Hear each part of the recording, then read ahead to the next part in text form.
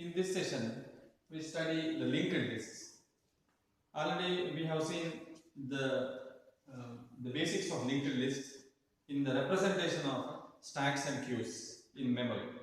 The dynamic representation of either stack or a queue is done using the linked list. So what is a linked list?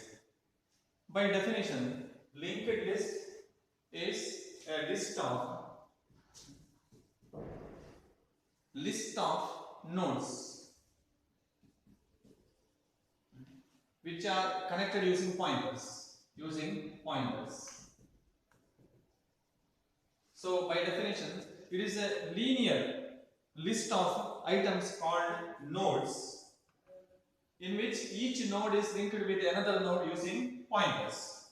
So just the definition of the linked list, it is a list of linked nodes and the linear sequence is maintained using pointers. Now, the memory allocation, there are two types. We have seen already static allocation and dynamic allocation. In the static allocation, we have seen the demerit. It is not possible to allocate or deallocate memory during the execution of the program. That means the allocation of memory has to be done before the execution or at the time of compilation only, which is a demerit. So using static memory allocation, we have encountered the wastage of memory, because in case if you allocate more memory, thinking that more number of items are to be allocated the memory, but if the number of items are less to be processed, that much more space we have allocated in advance becomes wastage of memory. It is a waste of memory. Memory being a very important resource, we cannot think of wasting the memory. But if you allocate less number of items, space for less number of items, the size of data structures, if you specify a lower number, in case you have to allocate or make use of large number of items at the time of execution, that is not possible, because the size is always anyway fixed, which is having a less number. So static allocation is having some problems when we execute. So practical problems, practical applications will be using dynamic memory allocation. So as we have seen, dynamic memory allocation, it is possible to either change, modify the size of the data structure. It can be extended to any number. So in case if you have to manipulate a large number of items, which you think that only at the runtime, it is possible. So you need not have to allocate memory in advance, but only during the execution time. So enough, how much is required, that much only can be allocated or used in the execution time, which saves a lot of memory wastage. So the dynamic allocation of memory makes use of the linked lists as the data structure.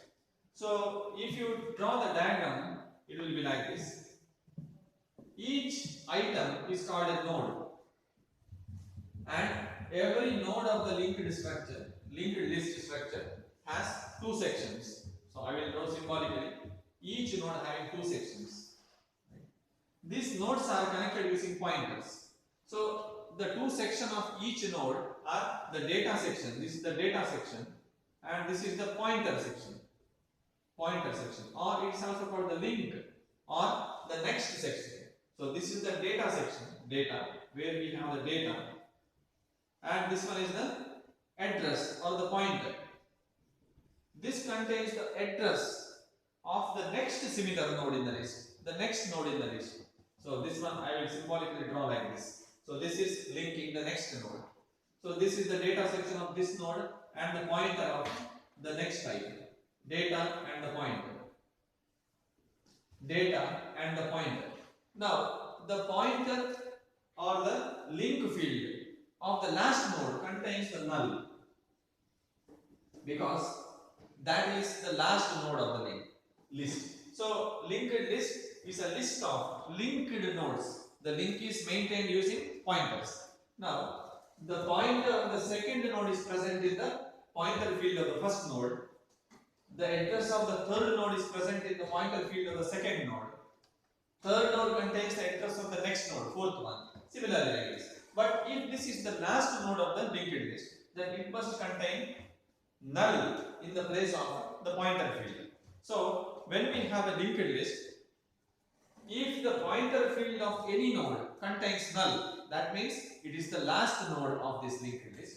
And the first node is usually called the start node or the start pointer. Start is a pointer which contains the address of the first node. Correct? So that is how you represent a linked list. So anyway, by definition, a linked list is a linear data structure in which every node is linked using pointers. Each node contains the address of the next node. The last node in the list contains null as the address field. So that's how we will represent. Now, next we see types of linked lists.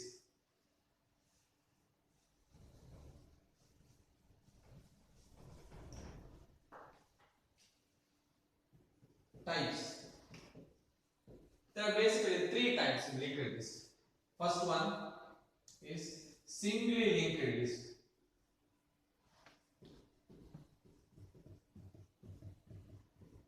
Or single linked list or simple linked list. Singly linked list.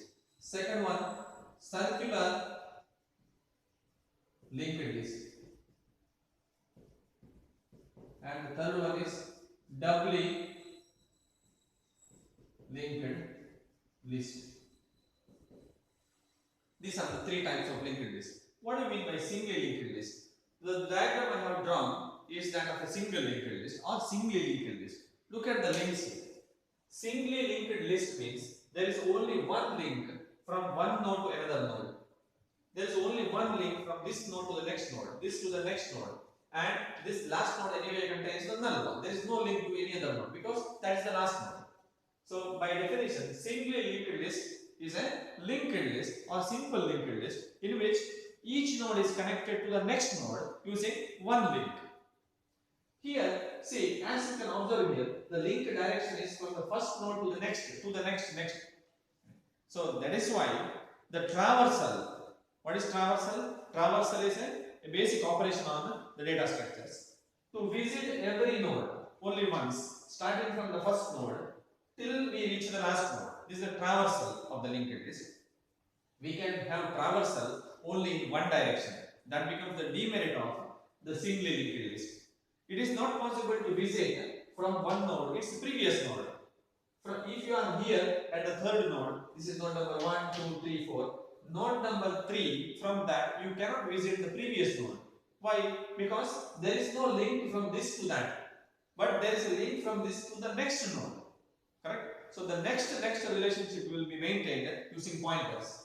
It is not possible to visit the previous nodes from any node. That becomes a demerit. So in general, it is possible to access the nodes of a linked list, this type of a linked list, in only one direction. It is a one-directional linked list.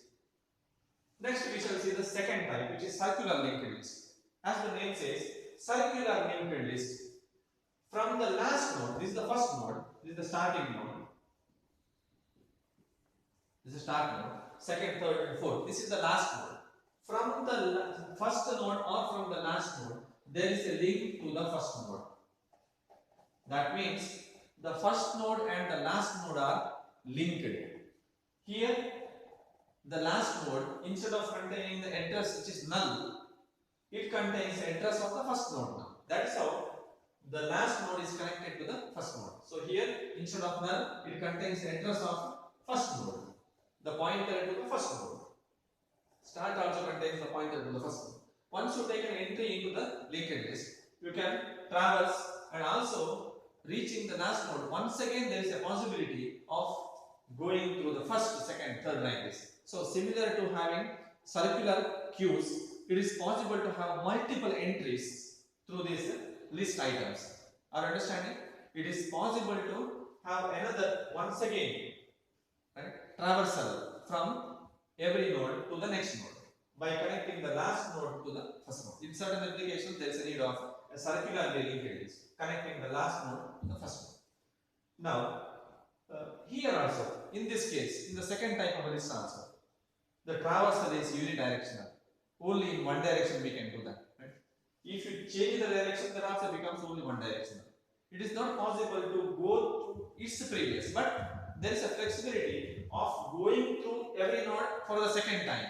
if you link the last to the first, but again only in the same direction. Now the third type is doubly linked list. Here, as the name says, each node has two links. I will draw the diagram from the doubly linked list. Each node of the doubly linked list has two links or three sections. A pointer to the previous node, a pointer to the next node, and the data section. So I will draw the diagram for doubly linked list.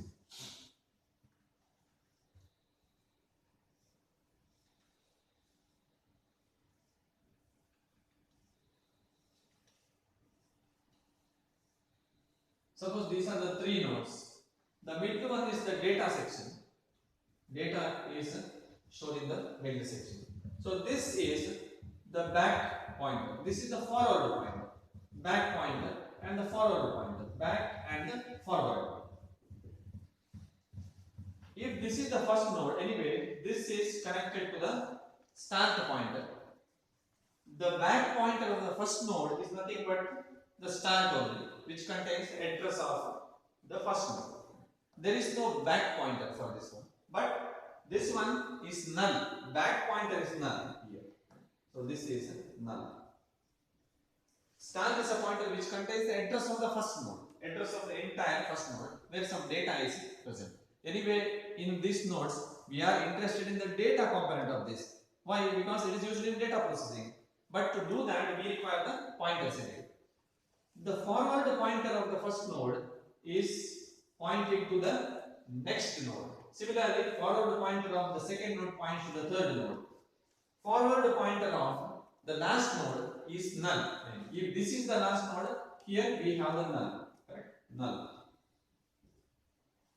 The backward pointer of the last node contains its previous, address of its previous. Similarly, this backward pointer of this node contains the address of its previous node. So, it is possible to go in forward direction as well as in reverse direction, because every node has got two pointers. Understood? Each node has two pointers, address of the next node and address of the previous node along with the data. So each node has three sections here. Now observe this. If this is the first node, the back pointer is null because there is no previous to the first node. Similarly, if the forward pointer of any node is null, that you must understand that this is the last of the linked list nodes.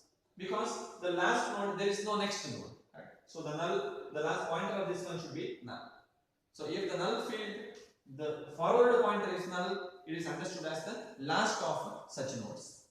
If the backward pointer is null, it should be taken as the first node of such a doubly linked list. So anyway, in the memory, one more detail regarding the linked list is, since dynamic memory is being used, the first node and the second nodes need not be in the consecutive memory locations.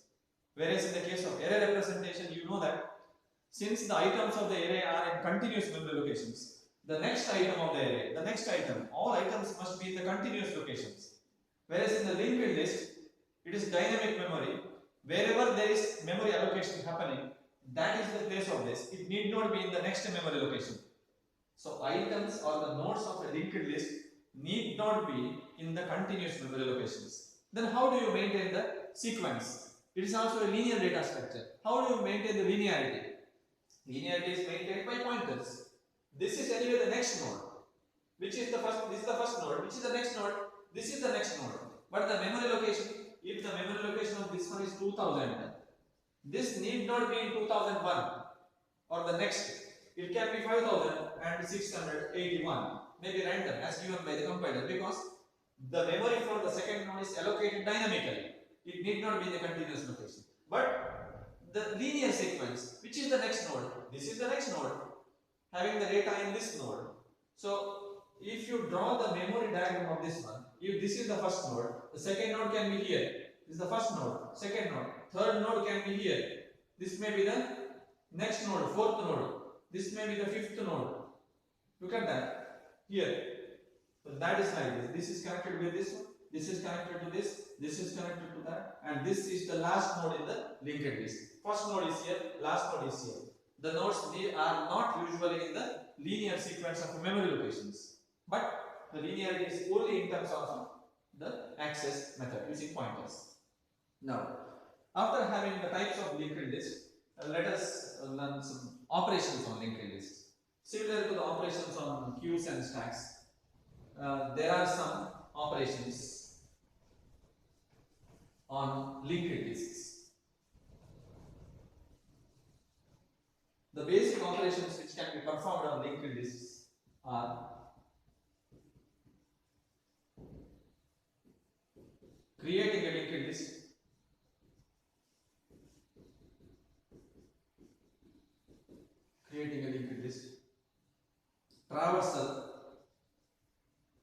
traversing a linked list, inserting an item,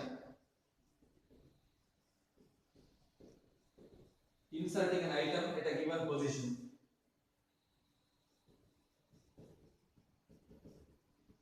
in the list. Fourth one, deleting an item from the given position from the linked list. Next, searching for an item, sorting the items can be done. Merging two lists, two or more lists to create a bigger list. Searching for items, even sorting can also be done.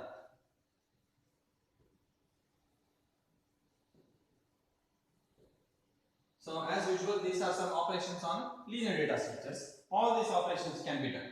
But creating, traversing, inserting an item and deleting, all this require the pointer manipulation here. So there is a little bit difference from the way we do the same operations in arrays or static and in linked list representation. So in the next section, we study the creation of a linked list using pointer concept. Thank you. Now let us learn how to create a linked list. Basically, a linked list, as we know, is a list of connected nodes, and the connection is done using pointers. To create a linked list, the process is summarized as follows. First, we create one node. First, we create an independent node having the two sections. One is the data section, one is the pointer section. Fill the data into that, insert the data, and the pointer of this one is usually initialized with a null. The pointer field or the next field. The pointer field is also called the link or the next field. Link or the next field. Sometimes link field or next field. Both mean the same thing, containing the address of the next one. So when you start with, we create a structure which is a node having two sections, data section and the pointer.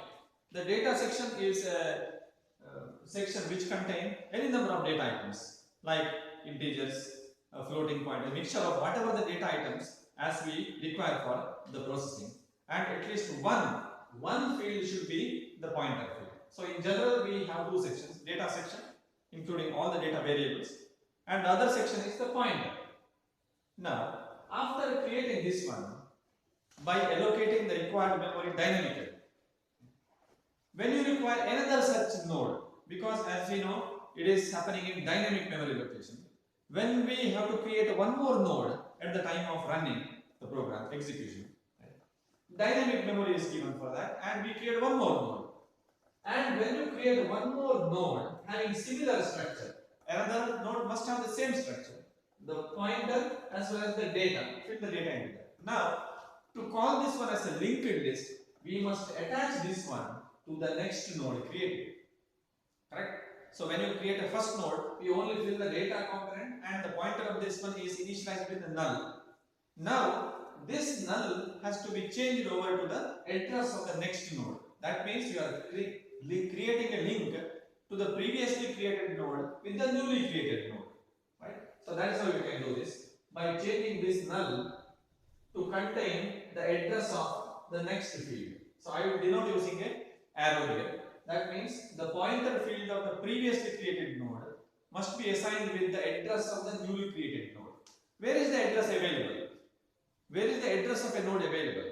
For that, we know pointers are used, and the pointers will be using the storing the address of some other variable. Here, this pointer contains the address of a similar other structure. Now, here we have different nodes which are having similar structure. Remember that. All the nodes of the linked list will have the same structure, having one data section and a pointer field to store the address of another one. So this is created using a structure called self-referential structure. Self-referential structure. So the self-referential structure is as follows. I will write.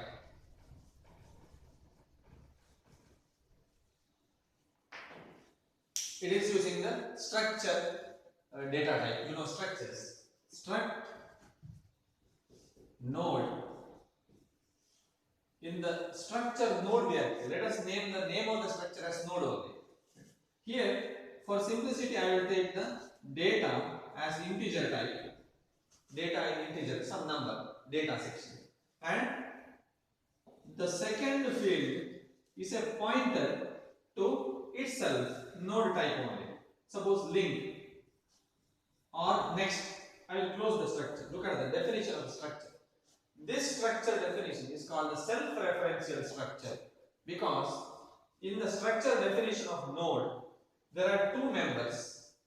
First member is a data section, data, which represents the data section of the node, and the second member is a pointer type to itself.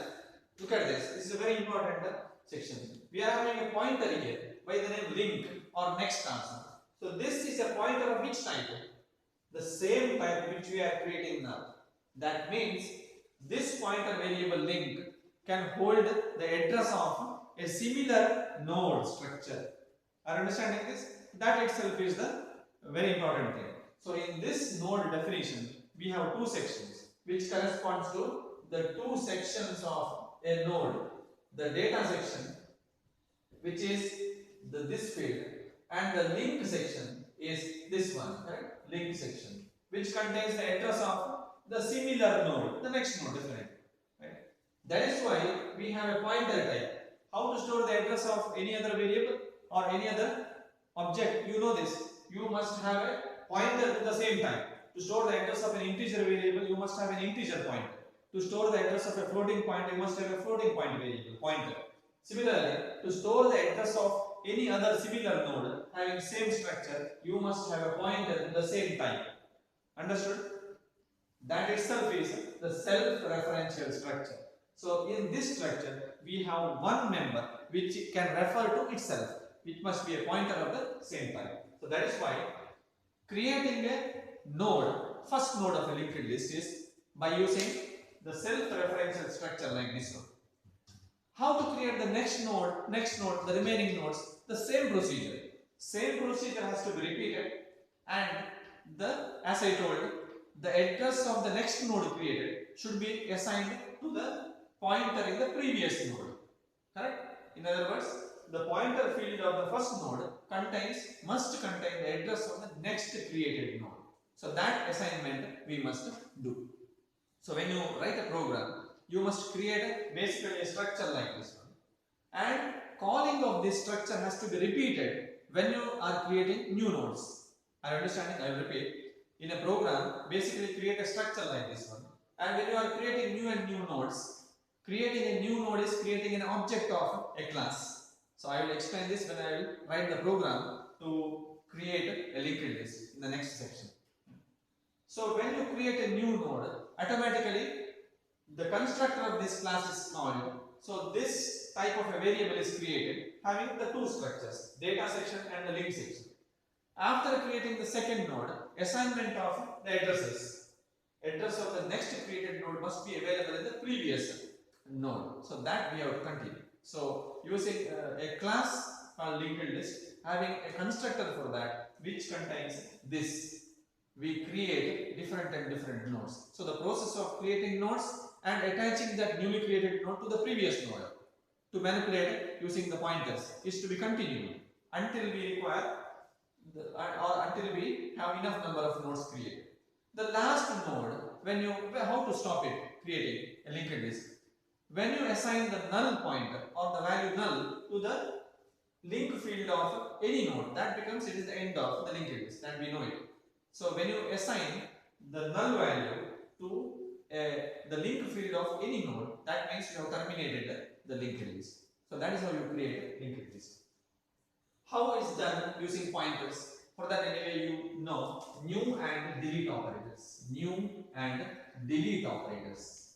Already in pointers chapter you have seen how to make use of new and delete operators to allocate and deallocate memory dynamically. So using the same concept of new and delete operators, the newly created structures, nodes will be allocated memory. So wherever you require a new node to be created at runtime, you require the dynamic memory. There you have to make use of new, right, dynamic memory allocation and do this one. So calling this structure wherever you require is done using pointer concept, new and delete. Already in the pointers chapter I have explained new and delete.